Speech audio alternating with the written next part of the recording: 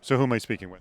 Hi, I'm Anthony Ha. I'm the senior editor and social networking and advertising reporter for a tech news site called VentureBeat. And Anthony, I came to your or wanted to come to your session, which let me show you the sign right here. It is influencers will inherit the earth. Quick, market them. And unfortunately, I couldn't get in, let alone how big this room is. Look, it's huge. So I want to know what were the top three things you learned as moderator of this session. So I would say the first thing really was I just kind of wanted them to convince me that there's sort of this thesis statement for the panel that one of the most important things for marketers is to reach these influencers. So I was like, is that really true? Like, have you seen cases where that happened? And all of them had very specific use cases. Joe from Klout talked about working with brands and bringing new users on board and seeing the impact of that. Mike from Hashable talked about again directly reaching out to influencers for Hashable and having a lot of sort of like really focusing on them and then seeing his user base grow as a result of that.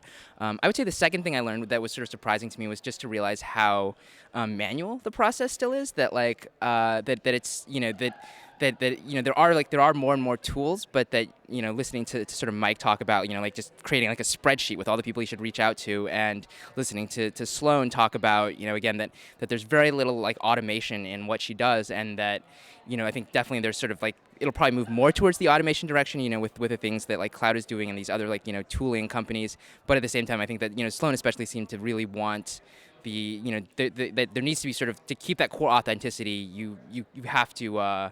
You can't automate everything. I would say the third thing I learned was just a very minor thing about Klout, which was that I thought that one of the complaints I've heard about Klout is just, okay, well, there's one score, but obviously your influence sort of matters across is very different across different spheres, so that if I on startups I might be somewhat influential, but like on politics I'm not influential at all. Why do I only have one score? And so Joe talked about that even though there's sort of the score, but really there's like a lot of data backing it up and a lot of topic specific things, so that if when he works with an ad, somebody trying to have a campaign, that really the score is sort of just the very first thing they look at. That's more sort of almost like kind of like just sort of like the consumable sort of way in, rather than the main product that they have.